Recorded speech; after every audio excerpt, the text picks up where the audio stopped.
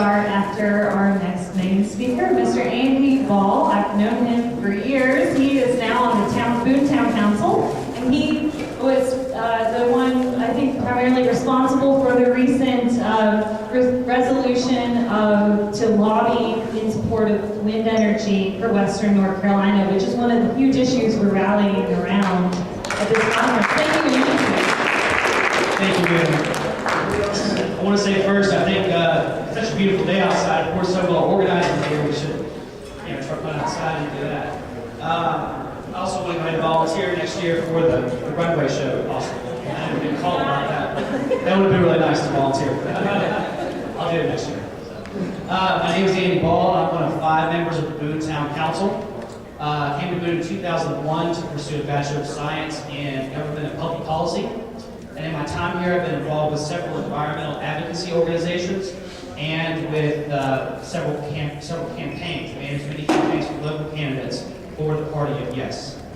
Although many of our candidates talk a lot during election about sustainability and support for renewable energy, that support doesn't always translate to governing action, because none of them are experts in the field and they don't know where to start. This is where everyone in this room comes in. Lobbying local elected officials is one of the most important functions of advocacy. I'm here today to talk about the role of all of us in our local government and what the town of Boone is doing to support, hopefully, the beginnings of the local renewable energy industry. During my campaign last year, I thought a lot about how to get started on day one on making renewable energy and responsible resource usage a reality in Boone. There are 3 accomplishments I can cite so far. The first one is a Public Utilities Department report from a few months ago, where it said in the months of January and February this year, the average daily demand for water was 10% and 12% below 2009's average daily demand, same time last year. So that's amazing. It really is. And I attribute part of that, though, to a conservation campaign the town has called Every Drop Counts. You may have heard about it or seen the PSAs.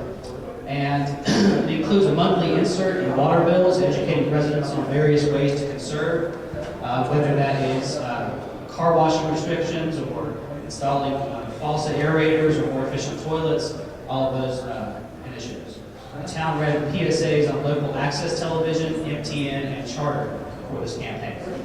The second example is the town's budget commitment to installing a 2-panel photovoltaic system at the fire station on Hunting Hills Road for solar water heating. We appropriated it in last year's budget and yet to actually start putting it in. But we're soliciting bids right now for that this month. I hope to get started on installation in August.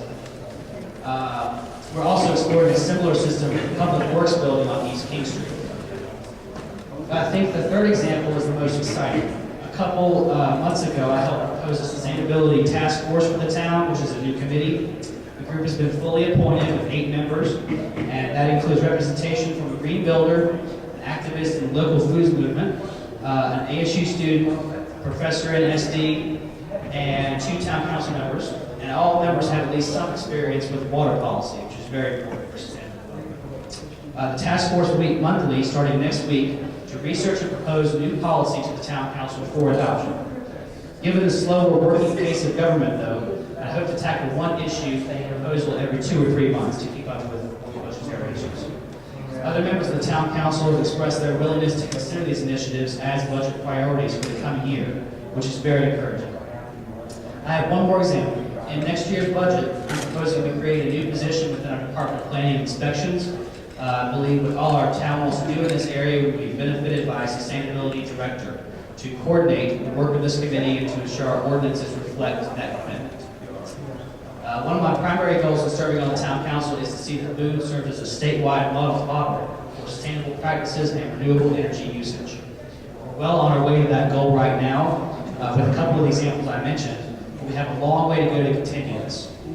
We need new project ideas, public-private partnerships. We need to partner more directly with ASU to implement some of this great research being done.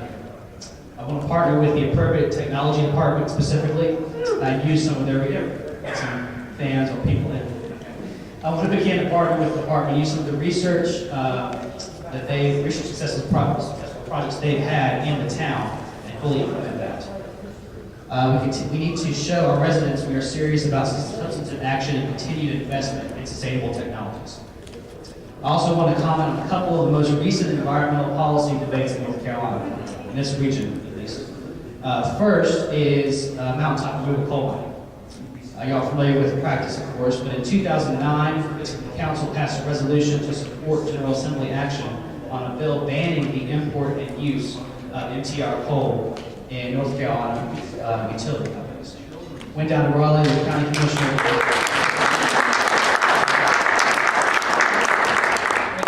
With County Commissioner Tim Futrell. County also passed a similar resolution and delivered 2,000 signatures from a petition drive that we had last year. You may have signed that petition or remember that going around.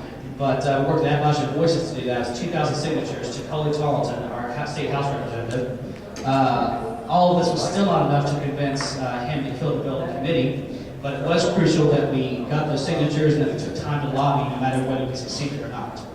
In the end, though, we did get his signature on a letter to the Obama administration to pass federal legislation outlawing the practice of MTR coal, which is very important.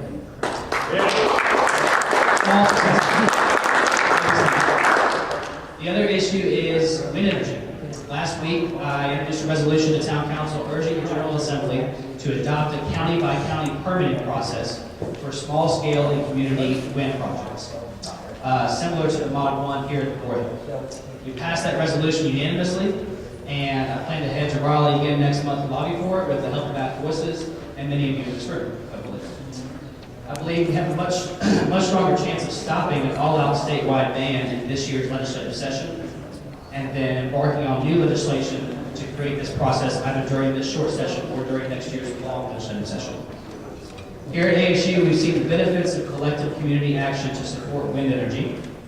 And the ASU student body voted several years ago to increase their own fees so that we could invest in exactly this type of project. And 4 years later, we have PV panels all across campus, we have them on top of residence halls, and we have this beautiful wind turbine behind us here, outside. This not only proves that we can be a leader in the state on these issues, it shows that we are the leaders on them. Today I'm here to ask for more of that cooperative community action and for your input in the town's direction on this committee. We need ideas for manageable and effective projects. So please approach me afterwards if you like, or sign up with the sheets over there at the booth.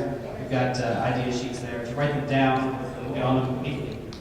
I want to thank Miriam, Amy, and the entire Net Impact Club for bringing all of us together and keeping these conversations going, and for encouraging action right now.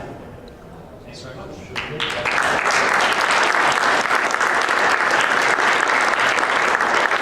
happy to answer any questions you might have too. If there are any. Yes, sir. Yeah, is there anything going on for green energy storage yet? Not quite yet. We are interested in that conversation though. So let's talk. Yeah, we're willing to invest in it. We have to invest a little bit at a time though, because the budget is very concerning. So parts of this year, we'll put it a little bit towards each time. Anything else? I'm not sure if you can tell us, who was the student elected for the sustainability? The student was, let's see, Rowan Cannell, who is, I believe, undergraduate at SD. Y'all know Rowan? Okay. And then Katie. Yes. Okay. Haven't met yet. Mandy Ball. Yeah, and so we've got two students actually. Okay. Thanks. Yeah. And Jed's on it too. Yeah. Thank you very much. Thank you. We